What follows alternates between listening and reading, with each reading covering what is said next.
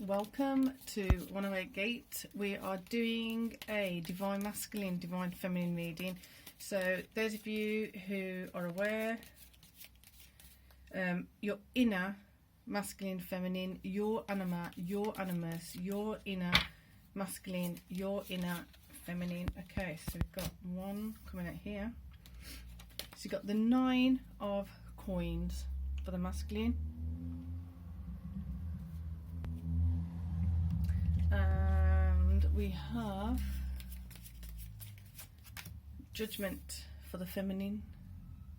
So there was a few cards. I was using this deck, tarot tattoo deck, and there's some energies of things needing to correct. They're needing to have that auto correct, course correction. So what I mean by that is, as we are acknowledging certain things that were wrong or that were not particularly in a direction we were going or wanted to be going in, and we were diverted or distracted from our original course of intent. The course correction is not only just that you're intentionally correcting the course you're taking, but the aspect of some things that can automatically click into place. So that's what I mean by the auto correct, the automatic correction from you setting the intention of having a course correction. So partly is the intention, which is one source of energy, creating a course correction, and then that also then is a catalyst of auto correction. Right, 10 of Cups. That's great. It's fantastic. So seeing the value of self is what you... So yesterday, if you didn't see yesterday's reading, there was something around loyalty.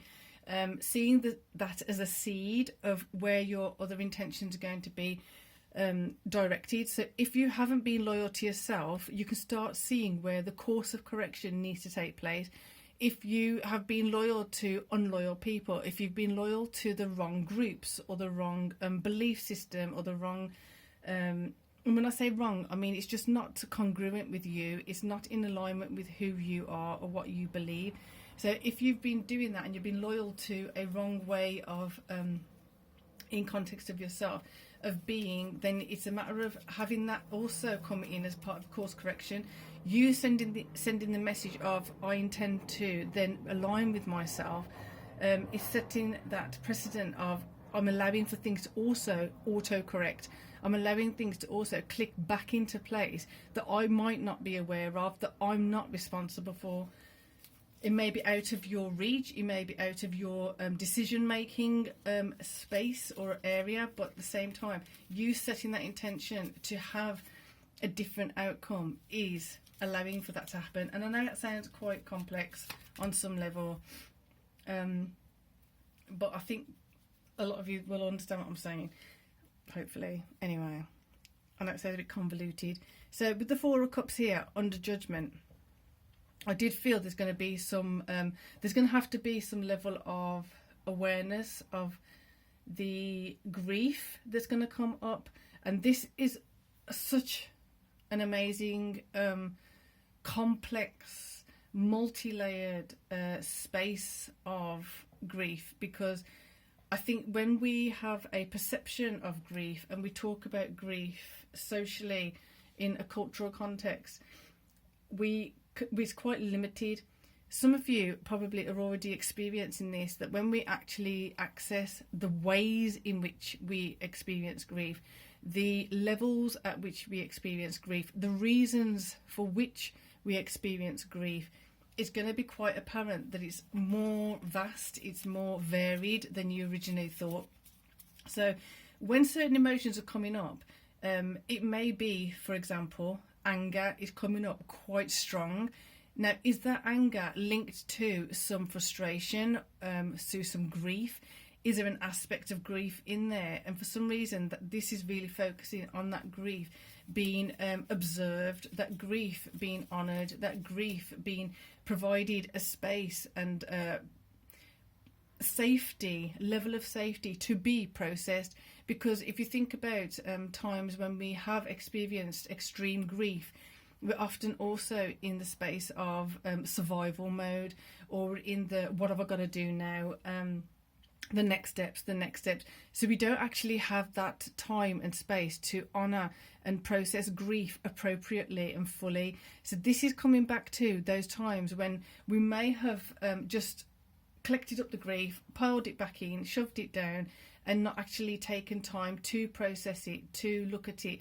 It's coming through as an image of like we're looking at old photographs. We have that. You don't look at old photographs usually when you're so busy and you've got lots of things to do. Usually those, I'm not saying always, but sometimes it's those nostalgic moments of like, okay, you come across an old photo album because you have that leisurely time of picking up the photo album, and you take that time to flick through, or you flick through the photos, or you're scrolling through the photos, however your context of photos is.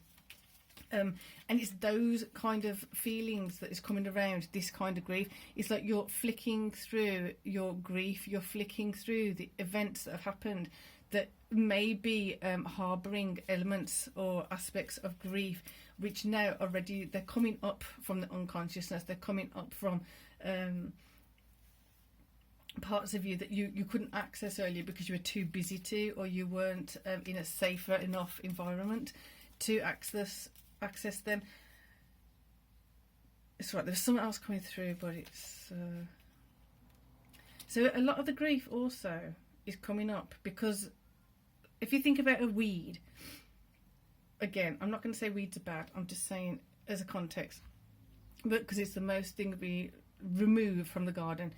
So something's trying to grow from underneath the weed. So say it's a seed of some flower or whatever it is, like medicinal plant or something. So it's like that, those seeds of yourself which are trying to grow, are trying to spread, or have done in the past, they couldn't because they were the weeds were overbearing. The growth that was not beneficial to you was overbearing and preventing the growth of that seed. So for that impulse, that initiation of course correction, and that is now shuffling those seeds to come to surface, to come to fruition. So a lot of that is coming from the unconsciousness because it's been buried in the unconsciousness for so long. So this is also going to be the top layers and top levels of grief and other things that you've kind of layered on top of the good wholesome stuff. That's going to have to shift too. So if we perceive this grief as hiding underneath or hiding beyond that is something of great potential, we can kind of work through the grief with a greater ease. There's lots that's hidden underneath the safety of defense mechanisms, that's stuck beneath patterns that we are too scared of or fearful of letting go of. So there's a lot going on there. I'm struggling to get the words out in a slow enough way to actually speak them because I just want to flow out so fast. So this is indicating to me that this energy is fast. It's going to be fast. It can be fast. And as I say that, we've got the Three of Wands, looking forward. Just keep looking forward, not getting stuck on the past. I know we've been here before, those of you who've been with me for a while, not getting stuck in the past of why did it happen and why was this, and then getting stuck in that self-pity. I'm not saying it in a bad way, I'm saying we have maybe needed to lick our wounds in the past. Now this is going to be felt as that's been done. I've been there, done that. I don't need to lick this wound anymore. I just need to pick out the last bit of that remnant of it. This definitely does feel like there's a lot of things that are coming to the surface that really are ready to be ended. They're coming out from the root. They're coming out from where they've been so adamant on staying held on and just being of a unbeneficial influence. It's like the strength of that can't hold on anymore, because as you increase your strength to release that, you're increasing your strength to move forward, keep going in a direction which is more suitable and more appropriate and more aligned with your true path. It gives less for the other energies to hold on to. They can't hold on to it, to you, to that power that they had over you or the influence they had over you any longer, because your strength is increasing, your intention is increasing, and that power of the intention is really strong. The power of intention, like I said yesterday, you might even be surprised at how strong certain things are. When you look at things like loyalty, who were you loyal to? Why were you loyal to them? And that's not getting stuck in the emotion of it. It's more to do with the acknowledging and observing. Possibly that's where the grief is, and then letting it go.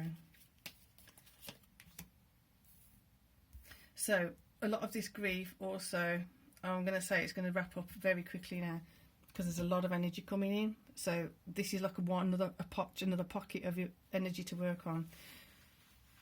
If it didn't make so much sense, it might be good, but bits did. It might be good to watch it again, because there's lots of different things linking and interlinking and disconnecting in this energy. So this fool here, blindsighted, wasn't aware fully of what this judgment was about. Judgment may have been off. Judgment may have been seeing someone in a way that you wanted or needed to see them to be able to get to the next stages. Sometimes we don't want to see an intruder or a perpetrator in a particular way because it's just too emotionally unbearable to perceive it that way. So when we start seeing the truth of it, because we are distanced from it possibly, because we are in a safer space possibly, because we are in a space of different inner strength, it's going to be easier to understand why the grief has been hidden and held so deep away from our consciousness for so long. But as that is surfacing, the fool there, where we may have taken those incorrect steps, where we may have taken the steps that were necessary before, which are not necessary now. We may have took those steps before, which were leading us in one direction because we felt like we had to. It's like success is not just an uphill thing. It has to weave in and out. So it's about all those unnecessary steps, perceived as unnecessary steps. Now you can honour that I had to do that because of a certain thing was happening, but I don't need to be doing it anymore. That threat is not there. That intention from someone else on me is not there. That obligation is not there. That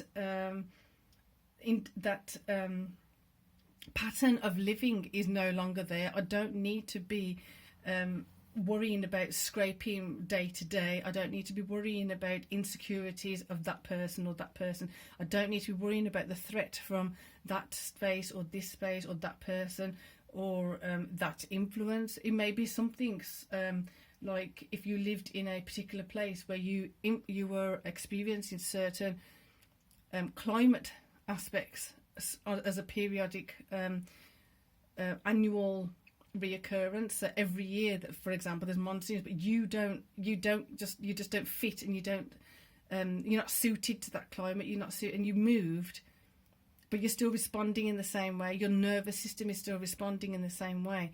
Then it's about taking those moments and taking those steps to change the way you're responding, to change the way you're reacting, and seeing where yourself is presently and how things have changed.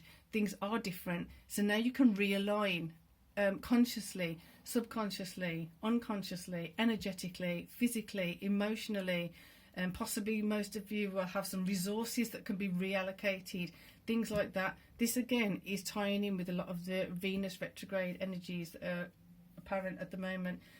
Again, I'll just say that this is for when you come to this reading. As a Reiki practitioner, Kundalini Reiki practitioner and quantum energy alchemist, it is important to remember that this video in this time can be watched at any time, but it holds the energy that I'm reading with now, whenever you watch it. So with that, we're going to get, what are we going to get? Let's get this. Just to conclude, Page of Swords, there you go. So you are going out and in, out into the world, in within, with this new intelligence of yourself, with this new awareness of the intelligence that's been there for so long. But this new perspective is going to allow you to move forward leaps and bounds. It's going to allow you to be faster when you're going through certain processes, you're going to allow yourself to let go of things much easier, and it's just going to bring a lot more efficiency and effectiveness to the work you've been doing, and the work you're doing now, and the work that you're going to be doing in the future. So with that, I hope that was helpful. Until next time, peace and love.